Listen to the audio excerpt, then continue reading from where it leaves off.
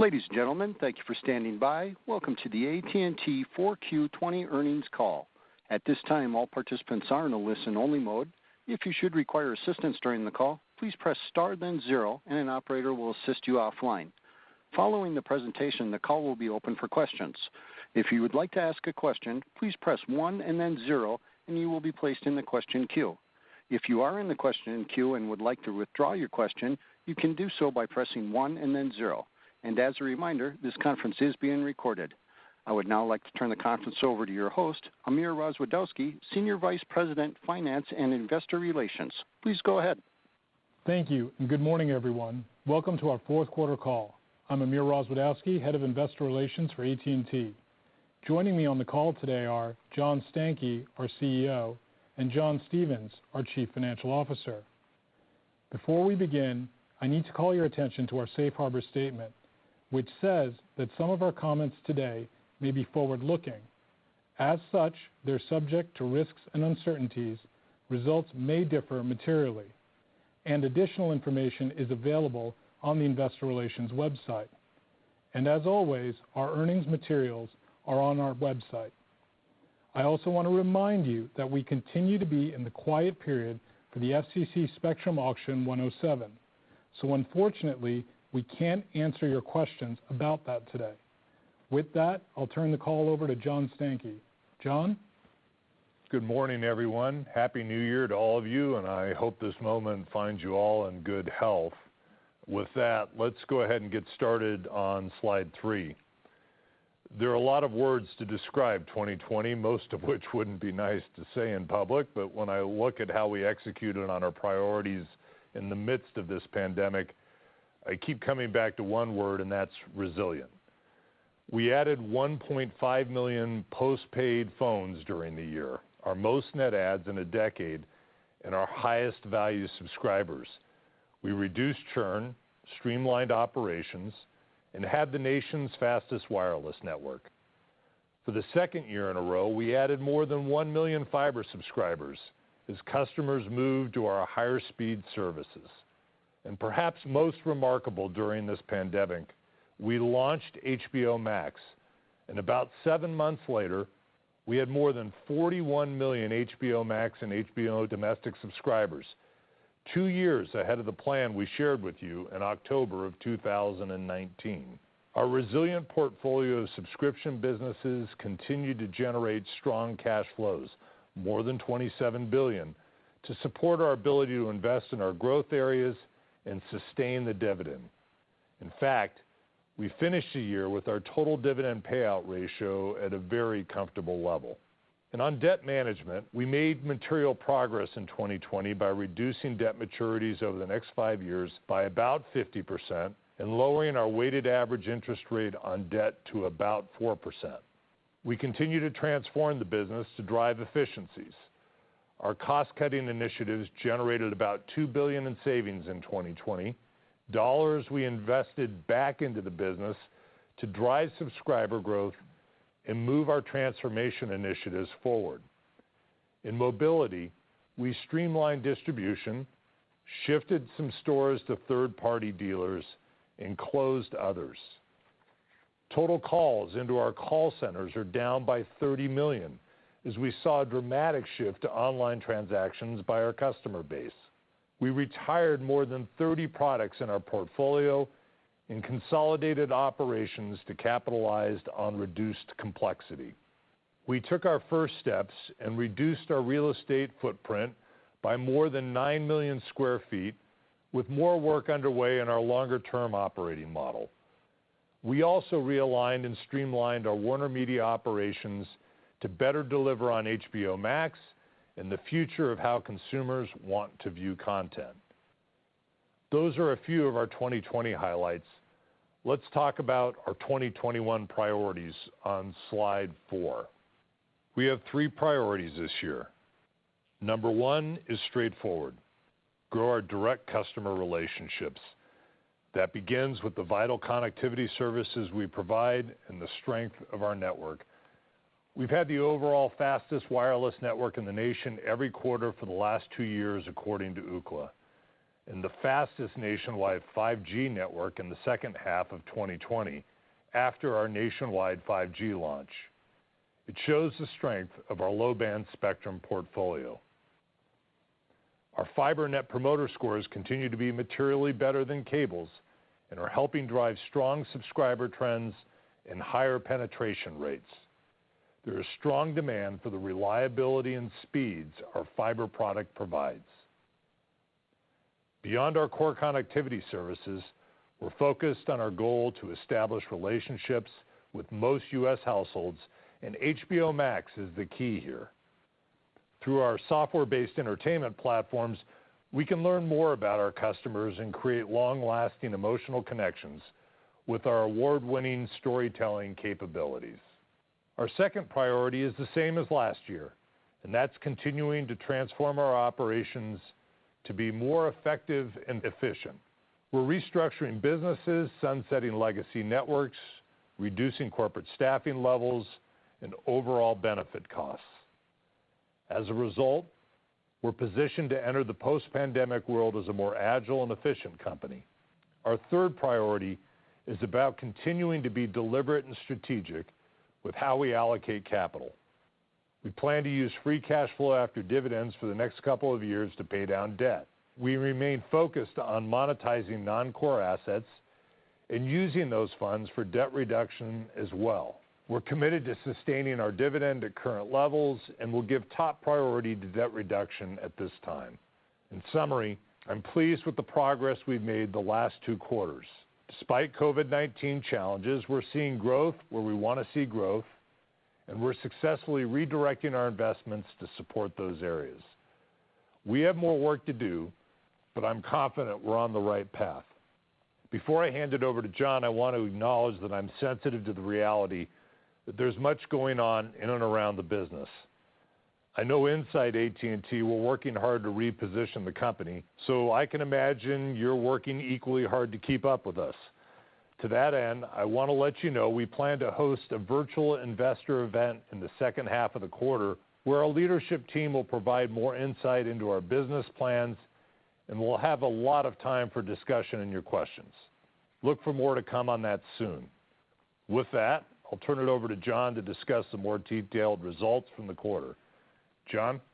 Thanks, John, and good morning, everyone. Let me start on slide 6 with a quick look at our fourth quarter subscriber metrics. Wireless subscriber growth was the best it's been in years. We had 1.2 million postpaid net adds, including 800,000 postpaid phones. Postpaid phone churn was the second lowest quarter on record, coming in at 0.76%. Our fiber momentum also continues. We added more than 270,000 fiber subscribers in the quarter. HBO Max subscriber growth continues to outpace original estimates. We added nearly 7 million total subscribers for HBO Max and HBO in 2020 alone. The trend of premium video declines continues to improve. If you exclude the impact of Keep America Connected on third quarter net adds, our premium video net adds improved sequentially for the 5th quarter in a row. Let's now look at our consolidated and segment results, starting with our financial summary on slide 7. Adjusted EPS for the quarter was 75 cents. That included COVID impacts to revenues from lower television licensing and production, changes to the theatrical release slate, and lower international roaming. Combined, COVID had an estimated 8 cents of EPS impact to fourth quarter, which we did include in our adjusted results. We've made the decision to operate our broadband and legacy voice operations separate from our video business unit and have recast our entertainment group results accordingly. In conjunction with this change in operations, we reassessed the book values of our video assets, including goodwill and other long-lived assets. As a result, we recorded a pre-tax non-cash impairment of $15.5 billion. Additionally, we adjusted for an actuarial loss to our benefit plans and a write-off of production and other content inventory at Warner Media, stemming from the continued shutdown of theaters and film releases going on HBO Max. We'll provide more information in our SEC filings and on our website and in our annual report. Revenues were down from a year ago, with gains in mobility partially offsetting pressure from Warner Media and video, but revenues were up sequentially. Foreign exchange had a negative impact of about $200 million in revenue, primarily in our Latin America segment. Cash flows for the quarter and the year underscore our resilient customer base and liquidity. Cash from operations came in at $10.1 billion for the quarter and $43.1 billion for the year. Free cash flow was $7.7 billion for the quarter and $27.5 billion for 2020. For the full year, our total dividend payout ratio was just under 55%. Gross capital investment was about $20 billion in 2020, and we continue to invest heavily in our growth areas, even during a pandemic. In addition, we invested about $800 million in HBO Max in the fourth quarter and about $2.1 billion for the full year. Let's now look at our segment operating results, starting with our communications segment on slide 8. Our communication business showed revenue growth this quarter thanks to a strong performance in mobility. We told you we intended to give our best customers our best prices and offers, and you are seeing the benefits of that logic. Strong subscriber gains and people moving to unlimited plans helped drive service revenue growth in the quarter, even with continuing pressure in international roaming. More than 60% of our postpaid phone base is on an unlimited plan. Churn has been impressive. The last 2 quarters have been our lowest postpaid phone churn quarters on record. And for the full year, a remarkable 16 basis point improvement in postpaid phone churn. Our successful retention approach does require some upfront investment, but the lower churn levels and improved subscriber counts make this the right economic trade. As I mentioned, we have split the entertainment group into 2 reporting units, broadband and video, and a full reconciliation of the 2 units is in our support documents. But for comparative purposes, here are the trends in entertainment group the way you have been used to seeing them. We had our best AT&T Fiber fourth quarter net adds, even with more challenges associated with the pandemic. And penetration continues to grow. It's now at 34%. In our video unit, premium video losses were improved year over year thanks to lower churn and our focus on high-value customers. We continue to drive ARPU growth in both video and IP broadband. In fact, premium video ARPU was up more than 5%. Our business wireline team continues to effectively manage the transition of the business and deliver solid results amidst the pandemic. Solid cost management is the key to delivering solid EBITDA all year long. Let's move to Warner Media and Latin America results, which are on slide 9. Warner Media continues to be impacted by the pandemic, as we've seen across that entire industry. We did see solid gains in subscription revenues thanks to the rapid growth of HBO Max. We now have 41 million domestic HBO Max and HBO subscribers and about 61 million worldwide as we prepare for the international launch of HBO Max later this year. And we now have more than 10 million customers who combine one or more of our connectivity products with HBO Max or HBO. Advertising revenues also grew, driven by political advertising and CNN, which was #1 in all of cable viewership, not just news, in the fourth quarter. Because of the pandemic, we introduced a unique 1-year plan in which Warner Brothers will continue to exhibit films theatrically worldwide while adding an exclusive 1-month access period on HBO Max simultaneous with the film's domestic release. Our goal is to make the best of a very challenging situation for all involved. That includes filmmakers and talent, theater owners, and most importantly, the movie-going public. Our Latin America operations continue to work to recover from the pandemic. We added more than 500,000 subscribers in Mexico and almost 50,000 subscribers in Rio, helped in part by our over-the-top offering in Brazil. Latin America revenues continue to be challenged by FX, slow economies, and COVID. Even with this, Mexico EBITDA improved year over year for the second quarter in a row, and Brio continues to generate positive EBITDA and cash flow on a constant currency basis. Now let's go to slide 11 for our 2021 guidance. Last year was a difficult year for us to forecast for obvious reasons.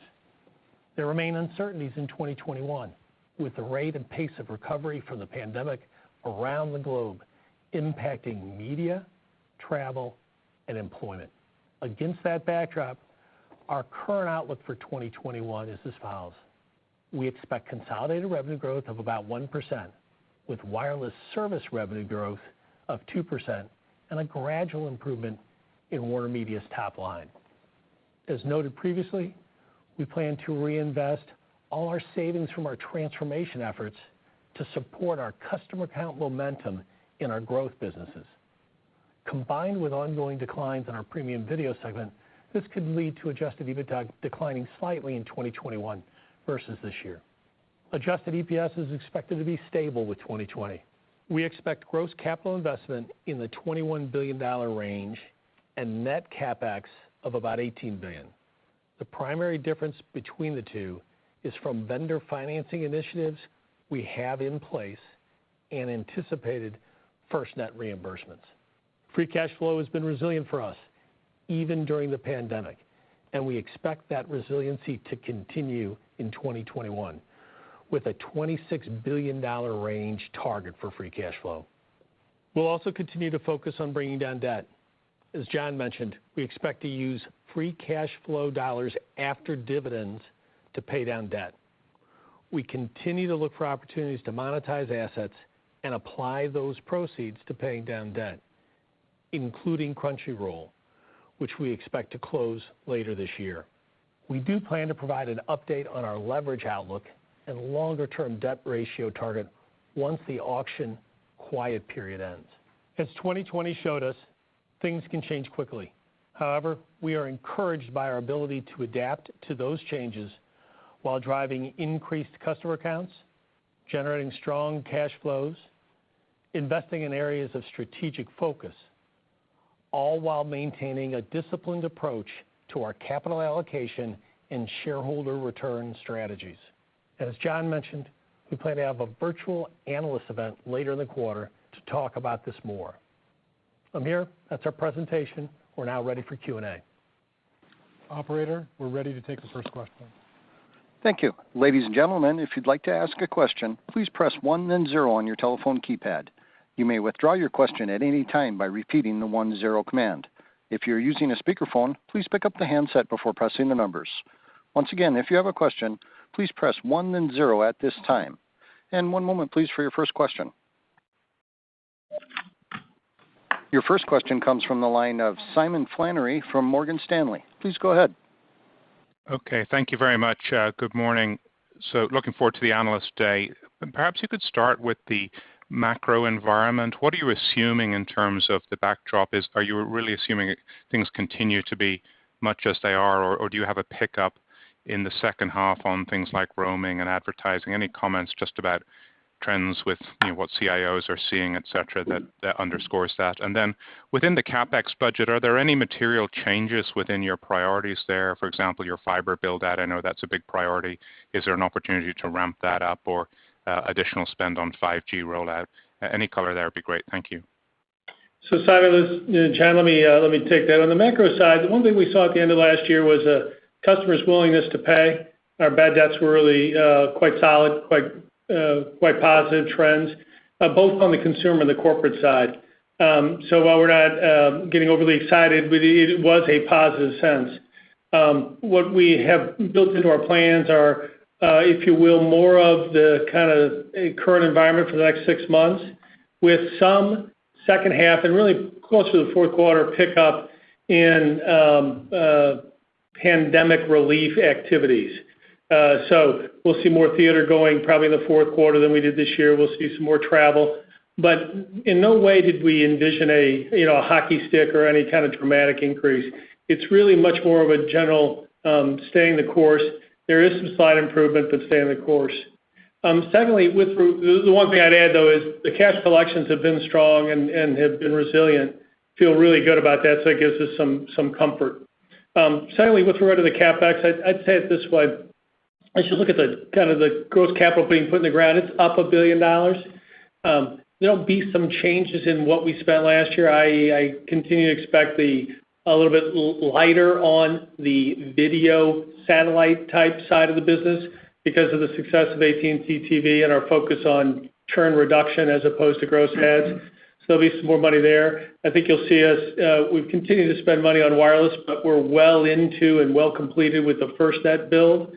So we'll have some ability to manage there. The next piece, though, is we will see an increase in the fiber build and the opportunity to add some more sales opportunities to that inventory. I don't know, John, did I miss anything from your perspective? Yeah, I'll be more precise than John. We'll be building somewhere around 2 million fiber residential locations in that neighborhood. That's kind of what we've got the team tasked to do to give you a sense of what that increase will be. And I think the only other thing I would comment on relative to the wireless spend overall, the shift that's occurring, we put a tremendous amount of capacity out over the last several years in combination with a lot of the work we spoke to you about with the FirstNet upgrades. And there's a kind of a shift in mix going on within the wireless build, and we're now moving away from what I would call capacity that's on existing spectrum bands and starting to see ourselves prep for possibly using other spectrum that may come into service at some point in time, et cetera. So we got a little bit of a dynamic going on in the shift that's in the overall wireless program. Okay, so thanks for your question. CapEx. Okay, is CapEx second half loaded then? We don't have anything that I would tell you is any different than what you've seen. We're actually we started doing engineering. If you're worried about fiber, Simon, we started doing engineering on the fiber build this year. I told you we were getting ready to go, and it was my intent to get going, and the teams are already out turning things up. We had the conversation last quarter. I don't want to repeat myself, but we shared with you that this build is a little bit different than when we initially started because we have wire centers that are already fiber capable. The infrastructure's in place. We're going back in and picking up the next adjacent neighborhood or the next successive area. And as a result of that, the speed to get up and moving is not the lift that it was the first time we started ramping up on this. So we've got a little bit smoother dynamic around it than what you might think because of the increase in the fiber dynamic. Thanks very much for the question. If we can get the next question. Your next question comes from the line of John Hodulik from UBS. Please go ahead. Great. Thanks, guys. First, a related question. What's driving the 22% decline in the broadband segment? Were there additional costs associated with splitting it out from video, and sort of how do you expect that to progress through the year, especially with the increased fiber build you expect as we go on? And then secondly, any update on the timing of the AVOD launch or anything you could tell us on new content or reliance on sports and news? Thanks. John, let me take the first one. With regard to the broadband piece, quite frankly, it's really the efforts we've had to increase our sales capabilities, add new customers, the amounts that we built out in the prior years.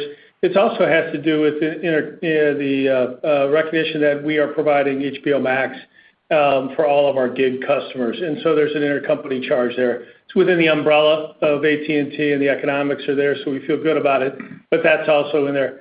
I would tell you, as you all know, the network infrastructure, customer service, like fiber, is a long-term game, and we've gone through the process many times. Feel very good about the long-term returns and the efforts.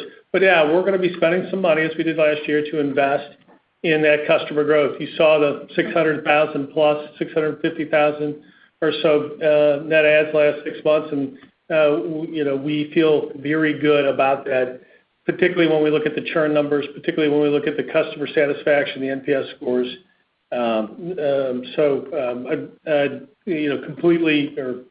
Completely support the fact. But yes, there is some investment there. With regard to the AVOD, we are expecting to launch our international version of the HBO Max later this year, as well as the AVOD. I'm not ready to give any dates, John. I don't know if you want to say anything more specific. We're still shooting for second quarter launch on AVOD, and I think I would point out equally as important as the Latin America launch of HBO Max that we've been working really hard on and will be an important driver for us on future growth and getting ourselves embedded into the international front on a unified platform and approach to things. So you should expect, as we get into the second quarter, there's going to be a lot of activity and change going on here. One of the reasons we're kind of trying to pinpoint the exact date on it is, as we've been working through pandemic-related production issues, and ramping that back up has been, a pretty significant task. The team's done a remarkable job getting ourselves back into that business and working through the dynamics safely. It puts a little bit of overhead on things in terms of speed of production and what we're able to do, and there's a bit of rework that goes on with trying to work around the limitations of a pandemic-based environment. As a result of that, we're still fighting through getting the pipeline, dropping the content at the right rate and pace that we want it to, and the first quarter this year continues to be a bit of a stretch in that regard as we've cycled back into production. Our expectations are that we start to hit our stride as we get into the second quarter, and it's really important as we put these new iterations of the product out that we have ourselves in a good position in terms of the content inventory. And so as we're kind of going hand to mouth on these right now, John, we'll be a little bit more discreet on when we announce what's coming out in exactly what month, simply because it's just that tough and that much of a battle, literally show by show, to get this stuff done and get it into the funnel. And we're working hard to do that. And we're past any of the unexpected dynamics like the California closures that went on over the last several weeks that, put a couple twists and turns in the road, and we've got the worst behind us. But I'm a little chased right now with everything on the pandemic, so I don't want to overpromise anything. Got it. Thanks, guys. Thanks, John. Your next question comes from the line of Phil Cusick from J.P. Morgan. Please go ahead. Hey, guys. So much to ask. Thank you. So in wireless, John, you talked about growing customer relationships overall as a priority for the company. Should we assume that means the current level of promotion and upgrades, that effort continues? And then second, to follow up for John Stevens, just really quick, you mentioned an updated leverage target that you would talk about in an analyst day. I know you can't really talk about where leverage goes around an auction, but do you anticipate changing the target from the current 2.5 turns? Thanks very much. So Phil, look, we're in a dynamic market. Things change all the time. We're going to look at our promotion strategies and adjust them accordingly and determine what we need to do to continue to be in a position to maintain and grow share. And I think it's really important that we continue to have a growing business. The management team's focused on two things. We like the momentum. I think we'd like to be a little bit more efficient with the momentum. We've done some really good stuff and had some really good progress on self-funding a lot of what we've been doing in the market, but we're not self-funding all of it yet. And so our continued work on trying to manage the efficiency and effectiveness of this business so that we can be in a more aggressive posture in the market is something that this team is working on every quarter. And we've tried to be diligent and reasonable in our guidance to you and make sure that we have high confidence in what we share.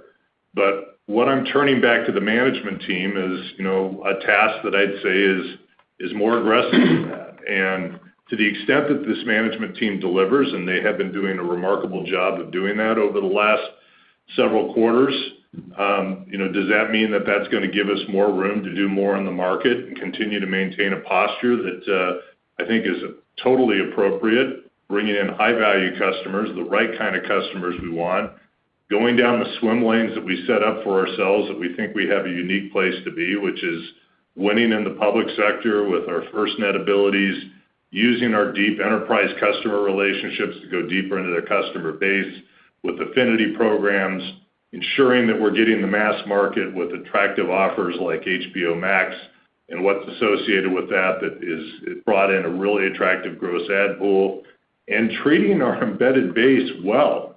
That is the strategy, and we're going to continue to do that. I think you're seeing it. To be the industry leader in churn this quarter, I think we called it right. We said that we don't have customers that are upset about our network. They like it. We don't have customers that are upset about our service. They're satisfied with our service. We had customers who are interested in finding new devices. We shared with you that we had a little bit more aged population on device longevity than the rest of the industry. We've been targeted on how we do that. I think, getting a new 30-year lease on life, a 30-month lease on life with these customers, I wish it was 30 years. It's a very appropriate exchange for the franchise right now, given everything we have in front of us. Phil, with regard to the update at the analyst conference, first and foremost, what we've said and we'll continue to say is free cash flow in excess of dividends is going to go to pay down debt. Proceeds from the sale of assets is going to pay down debt. But the reality of it is, we would prefer to be able to give you more information about a leverage target. We can't do that at this time because of the status of the C-band auction and our inability to comment on. That's all we're trying to tell you, is that we understand that we would normally give that to you, that would be appropriate, but because of the FCC rules, we can't. So we will commit that we will update it when it's possible. That's the story. I think the one thing that I'd repeat, though, is $27.5 billion last year, 26 we're guiding for next year, $15 billion dividend, a lot of money to use to pay down debt. That's what the message we want to give you, and the proceeds from things like Crunchyroll going to use to pay down debt. So we feel good about what we've done over the last 3 years with regard to managing the debt, and we feel really good about our ability going forward. But the comment about leverage is just we feel it's appropriate for us to give to you. We can't because of the rules around the C-band auction. Okay, so that's a maybe this year leverage target, not a permanent changing the 2.5 leverage target. I say we'll give you all that at the analyst conference when we can talk about it. Quite frankly, I just gotta be really careful. We'll go from there and move forward. But our guidance on this, the real piece is cash flow in excess of dividends and proceeds from asset sales go to pay down debt. And if you look at our net debt at the end of the year, I think we've shown we've got a good record to prove that we're doing what we said we're going to do. Thanks, guys. Your next question comes from the line of Michael Rollins from Citi. Please go ahead. Thanks, and good morning. Just wanted to follow up on the wireless business, just with a couple of questions. So with the guidance to grow service revenues at about 2%, can you frame the opportunity to improve ARPU for your wireless customers over the next 12 to 24 months? And then also with that target, and given where the fourth quarter service revenue growth was, does that mean that AT&T may be exiting the fourth quarter of 21 with service revenue growth above that 2% for the whole year, and relative to maybe where you're starting earlier in the year from? Thanks. Michael, let me take a quick just a math point out that I think you're aware of. But the first quarter of 2021, this quarter we're in now, last year we still had international roaming, and so that compare is going to be compared to, if you will, 2.5 months of international roaming. So that'll be one set. The next 3 quarters will presumably be without the international roaming. So the numbers will be different. That's one, and I just say that to you, so I don't want to get into quarterly analysis because I just don't want to confuse things. We talk about the full year. Secondly, the real story on the service revenue is customer growth. And quite frankly, we talk about the 1.2 million of postpaid net adds, the 1.5 million postpaid adds last quarter, the 1.5 million of voice net adds, mostly in the last 6 months. All of that, but the reality is too, we had close to 16 million total wireless connection net adds during the year, when you include all connections. And we're seeing, and we believe that our strategies, the ones John just talked about with treating our best customers with the best offers, and things like that have the opportunity to win for us, the best network and so forth. And so we're optimistic about the ability to continue to grow that customer base. That's what's driving the service revenues.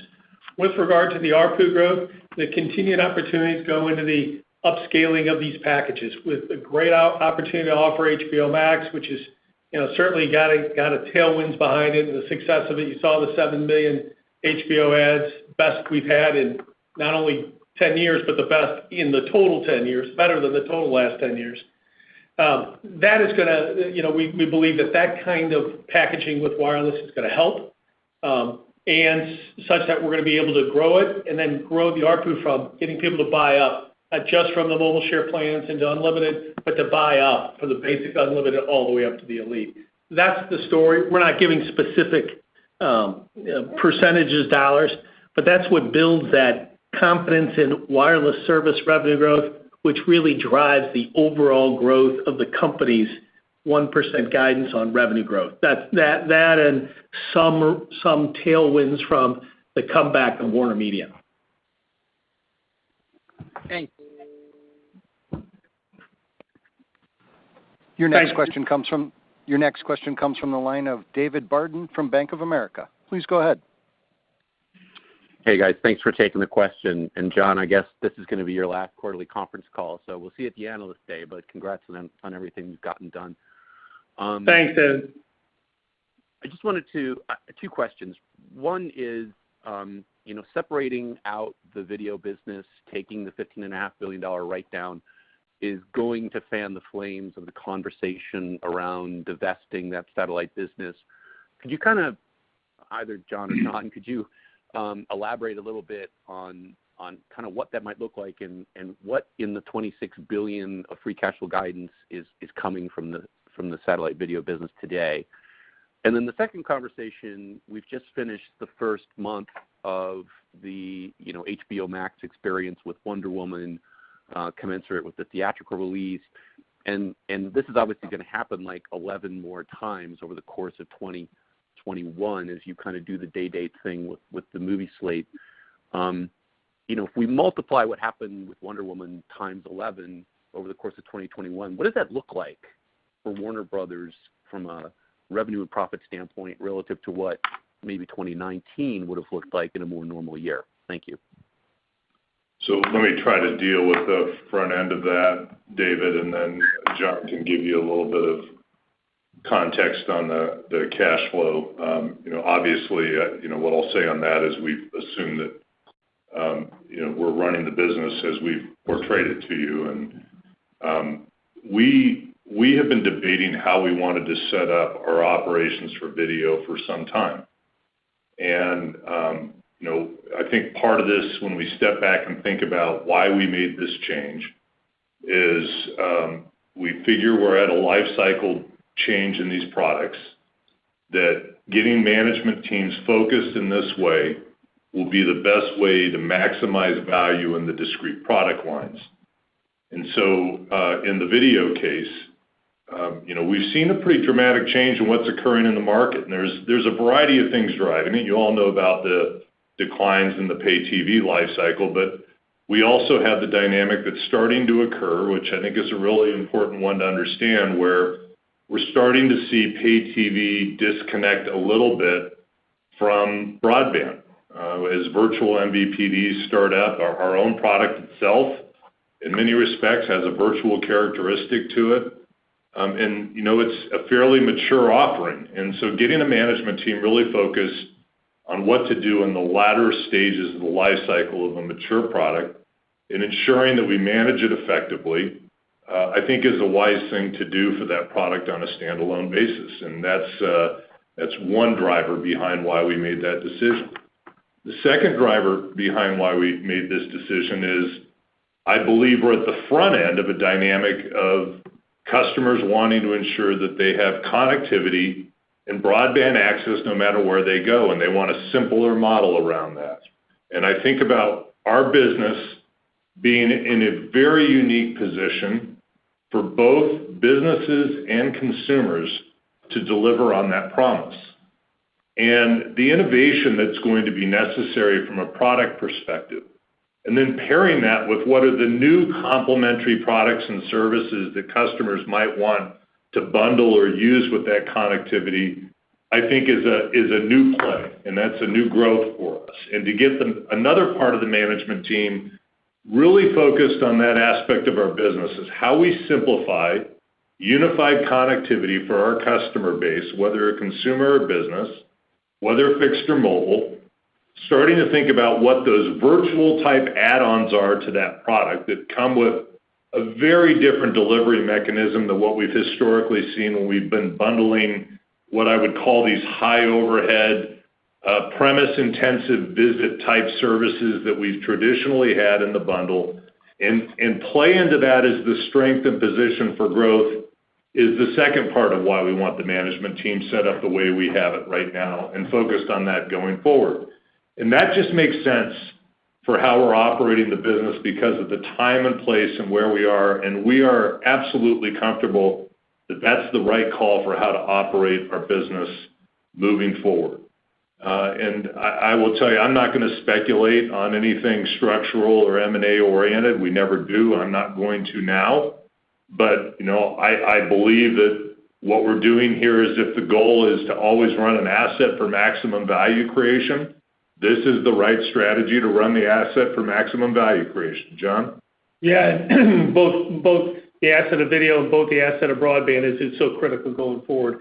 With that, let me just quickly, touch on the HBO Max and theatrical piece if I could. So I think, where we are is that there's a difference between what I'll call a tentpole release and a non-tentpole release. And, Wonder Woman and the nature of that production value and what occurs in it is different than, the balance of many of the other movies in our slate. We have other tentpole releases that occur throughout the 2021 release schedule that are going to be equally as buzzworthy of Wonder Woman. And we have in between those other high quality offerings that fill that in that cater to maybe sometimes a less broad audience. And that's the power of doing what we did in bringing the entire slate out to our end user base. So we're going to see a little bit of spikiness in what occurs. And I don't think it's fair to say if we're going to put, call it 17, 18, whatever movies we ultimately settle on in the release structure for the year, we're not going to see the kind of subscriber spikes that maybe we saw in December and early January every time we put a movie out. But that really isn't the design intent of the plan. We have, but we do have an opportunity to build marketing and promotion opportunities around those bigger releases that have broader buzz and broader application across the customer base. And we're going to take every advantage of doing that. And, we're going to work filling in the niche between it. I think I want to stress, this is a unique year. And we did this as a unique year, and probably appropriate to make a comment that, in some cases, I'll say maybe the dynamic of the media and the press was a little oversold or a little intense on both ends of the spectrum around this, from my point of view. We told you when the team decided to make this move that we thought it was appropriate for this moment in time, and the team made the call. And I think it was a bold and aggressive swing. It was done with a lot of thought as to what needed to occur in the subscriber base and the balance of the value of the franchises between our theatrical and our streaming business. It was certainly nice to have a streaming business to present us this option of how we use this content. But part of that call was just built on the dynamic of what we thought the theatrical movie-going audiences were going to look like in 2021.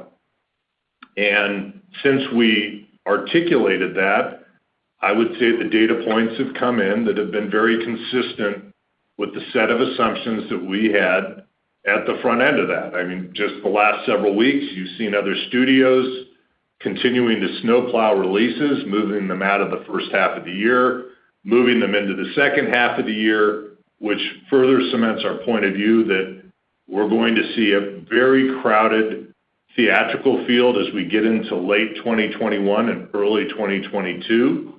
And we don't believe that, magically just because there's more content showing up in theaters all at the same time, that's going to dramatically increase the size of the movie-going population at that time.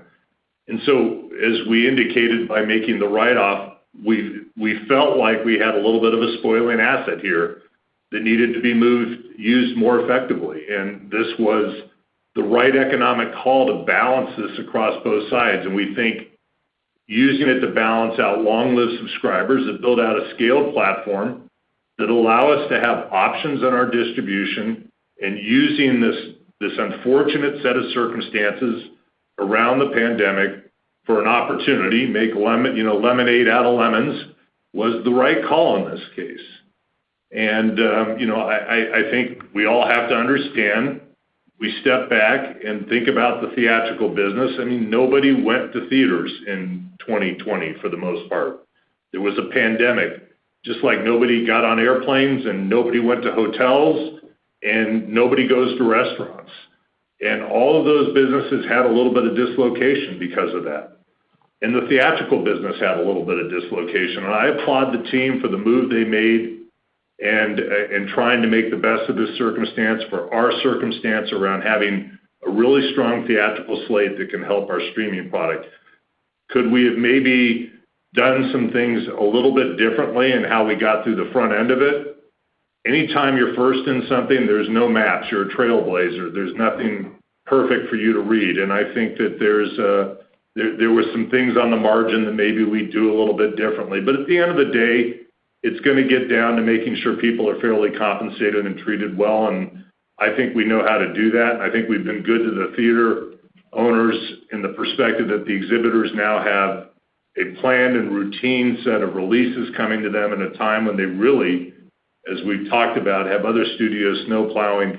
I think in the end, this will ultimately shape up to be a good thing across the board as we get through the emotional aspects that are bound to be there in a high anxiety environment like the pandemic.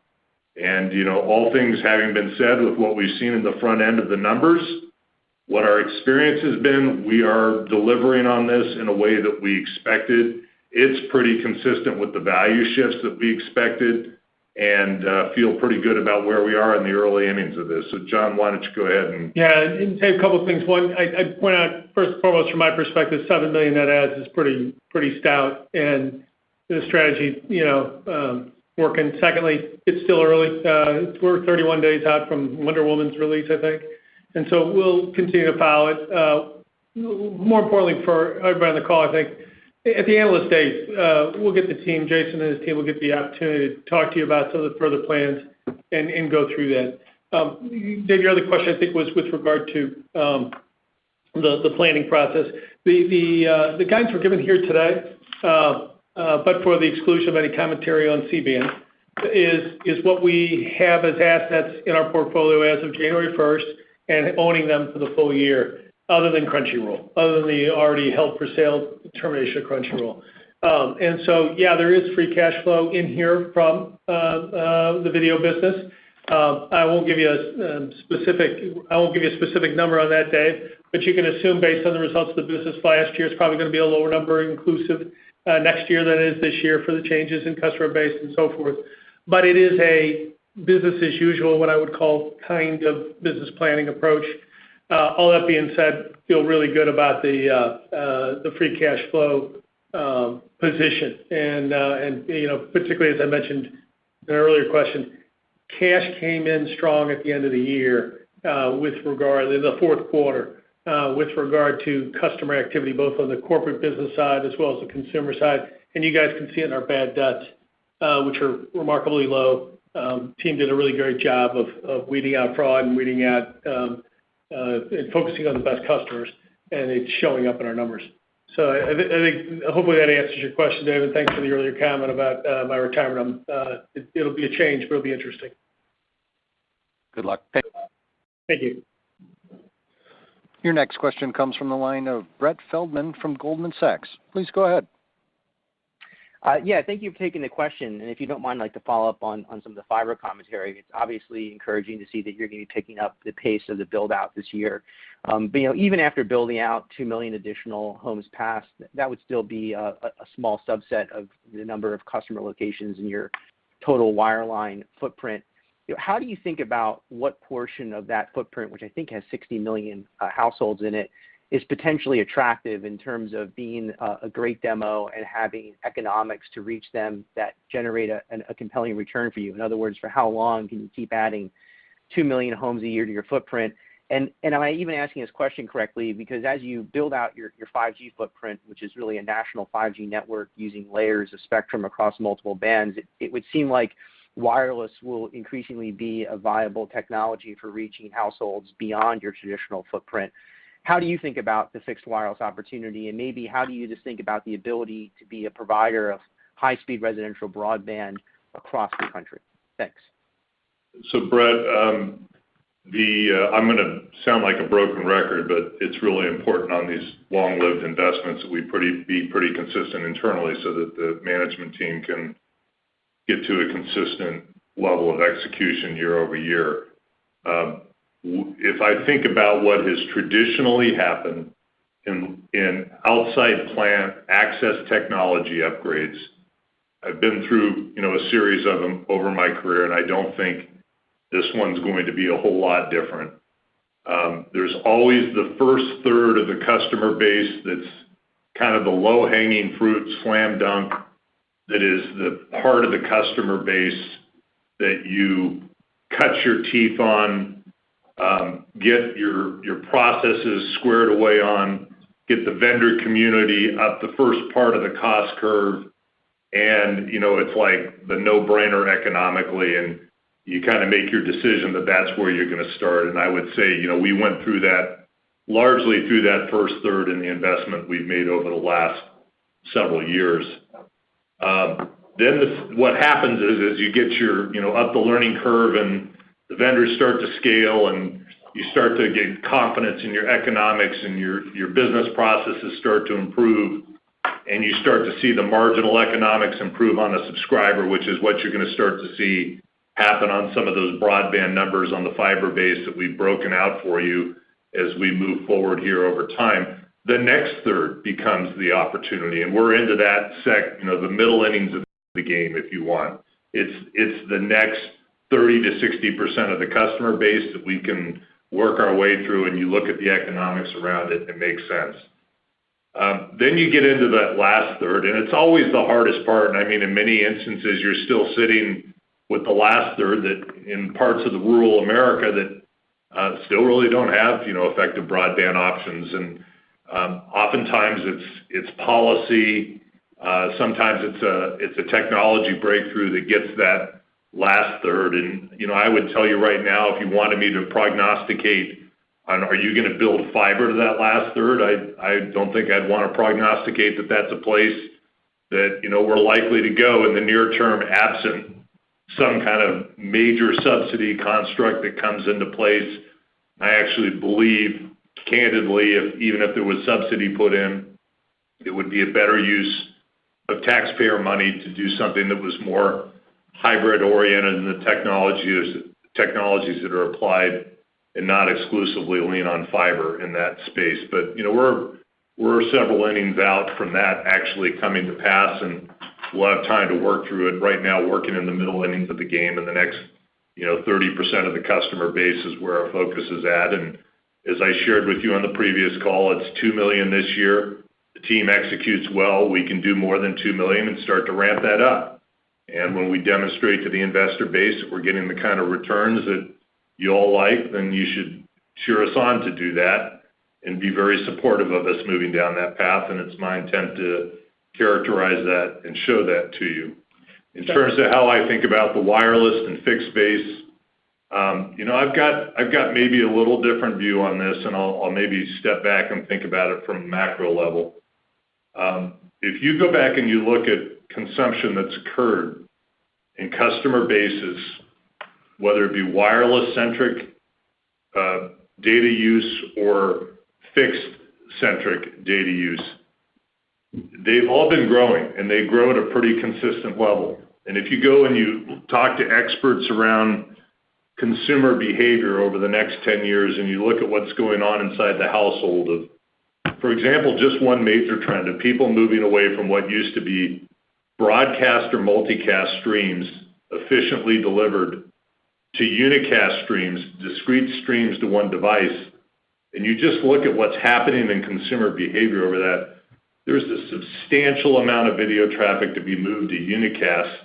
It's going to drive a massive amount of consumption. And this ratio between mobile and fixed consumption has been at about 10 to 1 for many years. This is not new.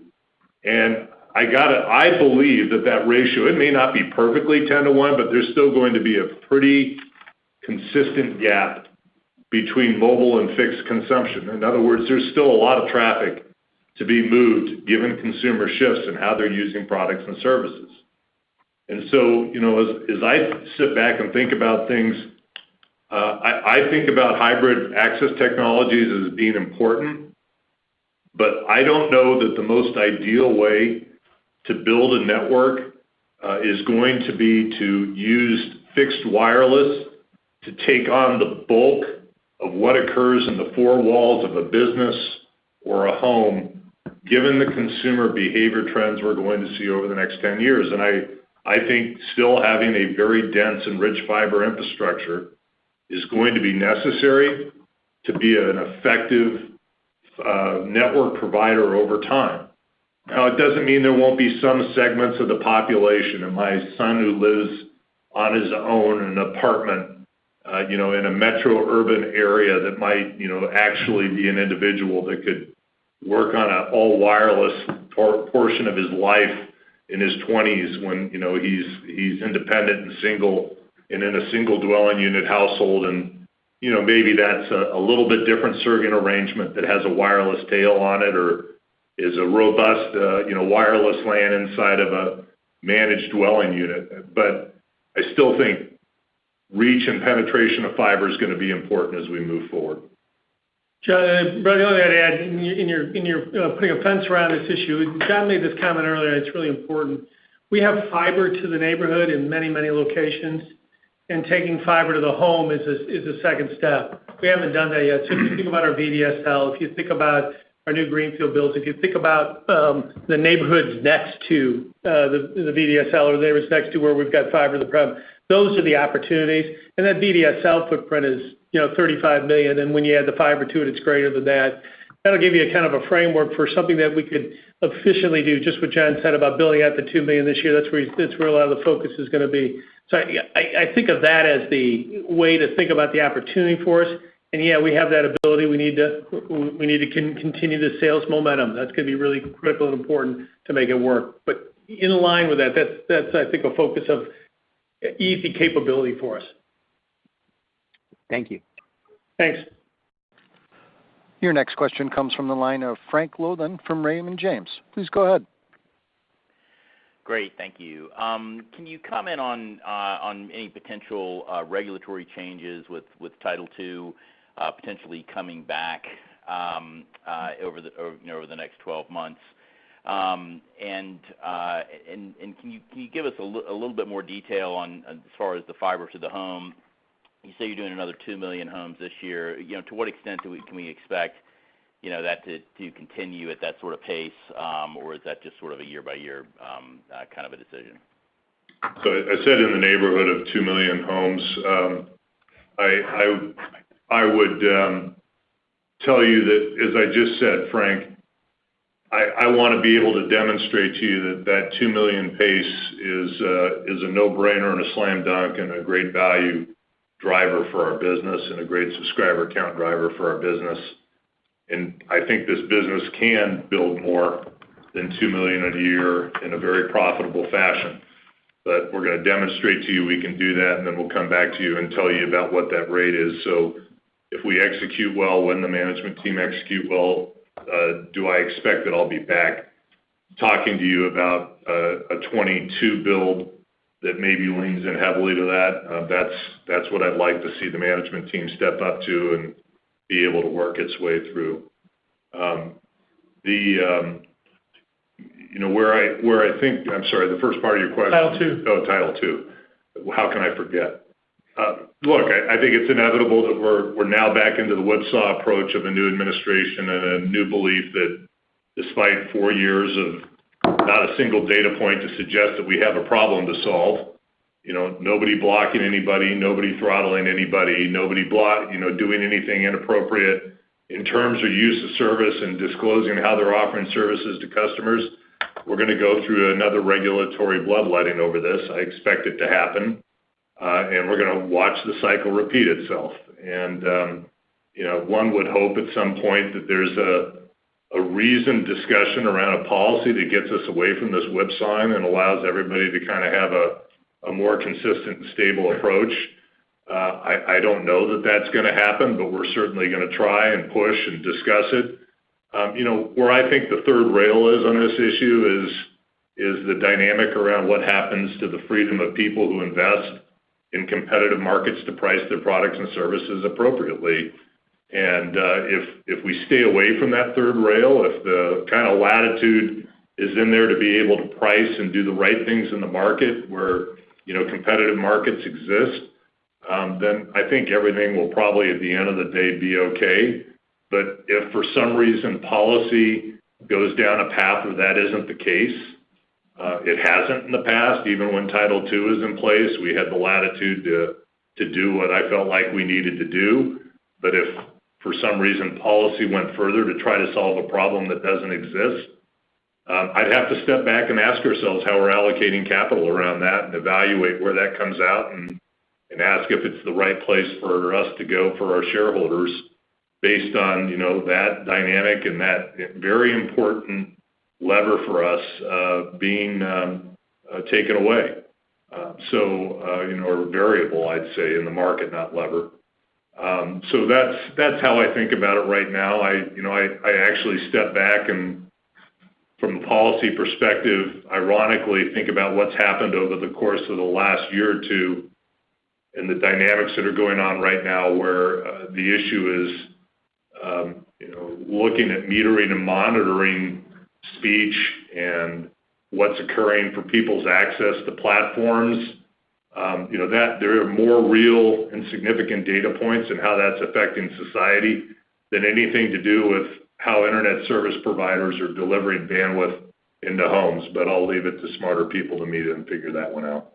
Frank, I think, the industry is real proud of what's happened in the course of the pandemic and the way we've allowed people to continue to work from home. I'm sure many of you are taking this call from home, and the industries, the investments they've made under the prior regime is working.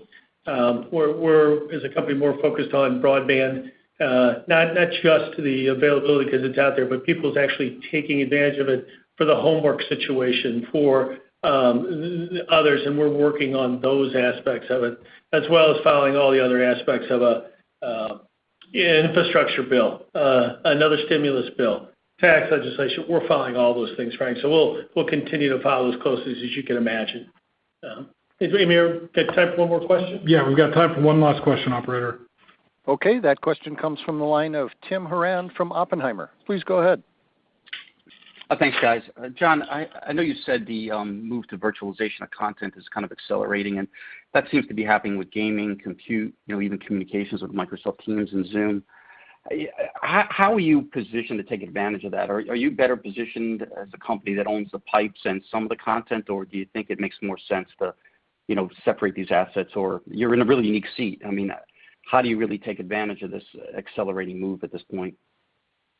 Well, Tim, our biggest and single most important bet in that regard is, HBO Max. And I think about that broadly as, while today we talk about it as an SVOD evolving to an AVOD offer, I've mentioned this before, I view it as a really important foundation for broader customer relationships. I mean, this is the first big foray of maybe legacy AT&T thinking about having broader relationships with the customer base at a relatively low price point SKU that isn't exclusively dependent on infrastructure.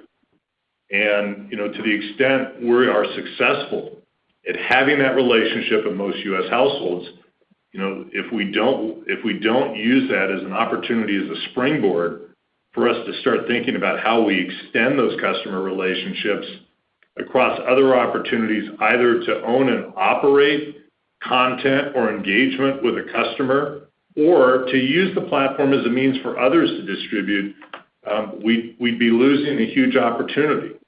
And so I think there's all kinds of things we want to do around the edge of making sure that we work with the right hyperscalers to virtualize and give our customers the opportunity to gain access into infrastructure so that they can run their compute environments and their application environments effectively. That's all important, and that's all meat and potato stuff we need to do on a network. But I think about owning some degree of engagement with a customer, a relationship, a means to build with them, having them interact with your service so that you have insights as to who they are, what they like, what they do, what their proclivities are, being able to emotionally attach with them, having a software platform that allows you to build the next building block of a product that extends into engagement, that talks about dynamics of changing consumption in social and interactive. I think this is a really important dynamic for the health of our business. And I know it's longer term in nature,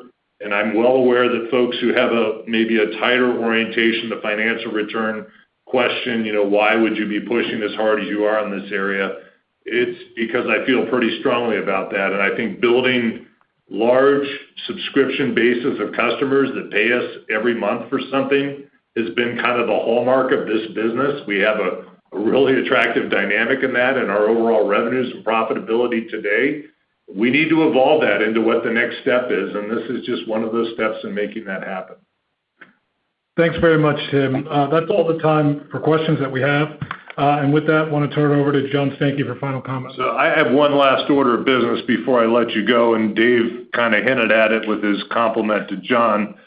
I do want to point out that it's with very mixed emotions that we recognize that this is, I believe, John's 40th and last earnings call that he'll be doing with all of us. And he's been a very valued and longtime coworker of mine.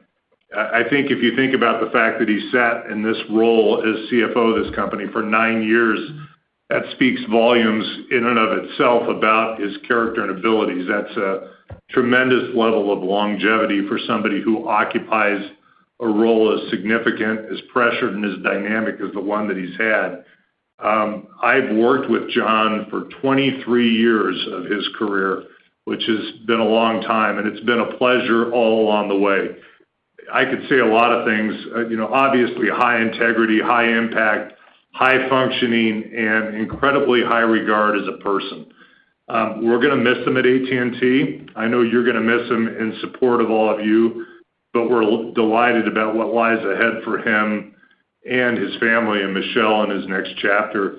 And as you would expect, the professionalism in navigating the handoff to what's going to be a very capable successor. I'm just delighted to have Pascal coming in and look forward to all of you getting to know him. It's gone incredibly smoothly.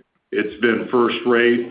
And I think as we join you a quarter from now and Pascal takes the reins, you'll see what a nice, smooth, and even-keeled transition that's been when we reconvene. So I hope you join me in giving best wishes to John in his next chapter and thank him for everything he's done for us. Thank you, John. Thanks, John, and thanks for the kind words. Thanks to all the other members of the management team here who've been a family for me. Specifically, thanks to my team, the finance team, just remarkable people across the board. Pascal's going to do a great job, and you guys are going to be thrilled. We're upgrading. And I would tell you, I just want to wish everybody on the call good luck, Godspeed, stay safe, and remember, don't text and drive. Thank you all. Ladies and gentlemen, that does conclude your conference for today. Thank you for your participation and for using AT&T Teleconference. You may now disconnect.